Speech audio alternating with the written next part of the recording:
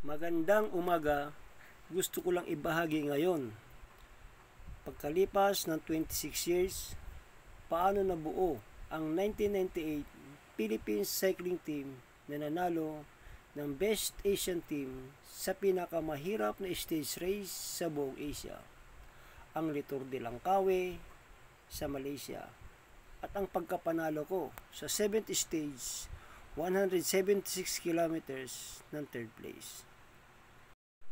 At paanong ensayo ang ginawa namin noon. At ito ang aking kwento. December 1997 na magkaroon ng Philippine National Game sa Danao sa Cebu City. Ang laro doon ay road race. Ang nanalo ay si Warren Dabadilla, pangalawa si Victor Espiritu, pangatlo si Carlo Azul. At sa individual time trial naman, ang nanalo ay si Victor Espiritu, Arnel Kirimit, Enrique Domingo, Gerardo Amar. At pagkatapos ng Philippine National Game, pagdating sa Maynila, kinausap na kami ng head coach namin noon na si Bartolome Flores kung sino-sino ang bubuo sa Philippine team para sasali sa Tour de Langkawi. Ang una niyang binanggit, ang malakas at napaka-humble namin na team captain, si Victor Espiritu. Pangalawa, ang warrior ko na kabats sa Philippine Army, si Arnel Kirimit. Ang pangatlo, ang tinaguriang sprint king ng Marlboro Tour, Enrique Domingo. Pangapat, si Carlo Azul. Panlima, ang maliit na tao pero may malaking puso, si Warren Dabadilla.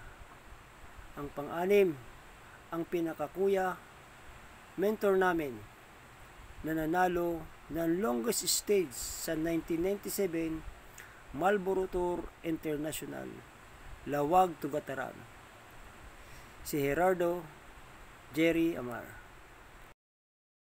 Dahil buo na ang team namin, nagkaroon kami ng moto. Ang tagumpay ng isa ay tagumpay ng lahat. Ang panalo ng isa ay panalo ng lahat. Higit pa sa magkakapatid, ang turingan namin sa bawat isa. At sinabi na rin ng coach namin na ang Tour de Langkawi ay mag-uumpisa sa 3rd week ng February. Meron pa kaming 2 buwan na pag-iinsayo.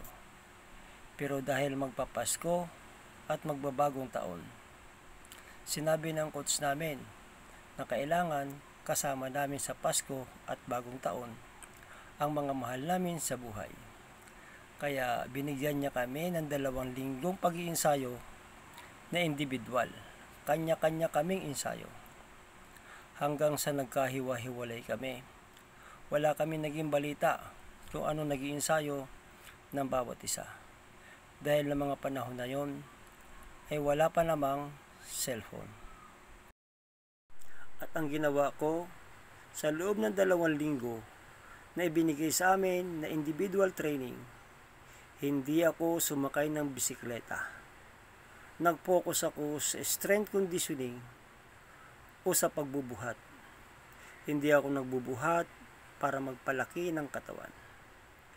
Ito ang napili kong isang set ng strength conditioning na alam ko mapapalakas nito ang ilang bahagi ng katawan natin na gamit natin sa pagbibisikleta pero hindi natin napapalakas.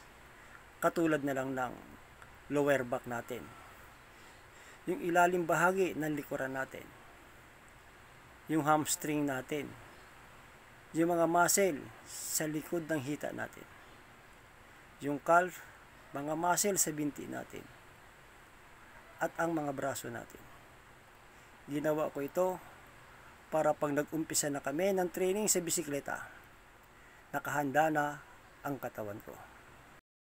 At pinagsikapan ko talagang matapos ang 2 linggo kong strength conditioning dahil alam ko ang Tour de Langkawi ay hindi biro. Dahil ang mga kalaban namin doon ay mga world caliber na mga siklista. Bukod sa maganda ang kanilang mga bisikleta, di kalidad pa ang kanilang mga pyesa. Pinangarap ko kasi ang manalo ng stage, pero madaling mangarap, mahirap abutin. Pero para sa akin, walang masama sa nangangarap. Ang importante, nagawa ko ang isang bagay na alam kong makakatulong sa pagpapalakas sa akin. Yun ang strength conditioning. At sumapit na nga ang unang linggo ng January, nag-umpisa na kami mag-ensayo as a team. Ang mga unang linggo, puro endurance training ang ginawa namin. At ang mga sumunod na linggo, nag-focus na kami sa speed, intervals, motor pacing, technique at tactics. Sa loob ng 1.5 buwan, ganun lang kasimple ang training na ginawa namin, pero effective. Dahil isang coach, isang training program ang sinusunod namin. At sama-sama kami nag-iensayo hanggang sa sumapit ang karera. Kaya ang naging resulta, kami ang nanalo sa Best Asian Team. At ang pagkapanalo ko naman sa 7th stage, 176 kilometers ng 3rd place. Ang last 5 kilometers kasi, yun ang pinakamainit na parte. Dahil lahat ay gustong manalo. At siyempre, kasama na ako doon. Ang mga kalabang ko dito ay mga world caliber na mga siklista. Pakiramdam ko na mga oras na yon, world caliber na rin ako. Kahit ako ang pinakamaliit, hindi magandang klaseng bisikleta ang gamit ko. Pakiramdam ko, pantay-pantay na lang kami. Kanya-kanyang gawa ng diskarte, paraan para manalo. Habang papalapit ang finish line, ginawa ko na rin ang the best ko. At tumapos nga ako sa pwestong 3rd place. Hindi man natupad ang pangarap ko na stage winner, nailapit ko naman ang pangarap ko. At para sa akin, sapat na ang video na napanood natin na walang siklistang Pilipino na mahina. Kaya natin makipagsabayan kahit mga world caliber pa ang mga kalaban natin. Basta, isang coach, isang programa lang dapat ang sinusunod natin. At higit sa lahat, ang pinaka-importante, ang totoong suporta na manggagaling sa kinauukulan. Sana nagustuhan nyo ang kwento ko.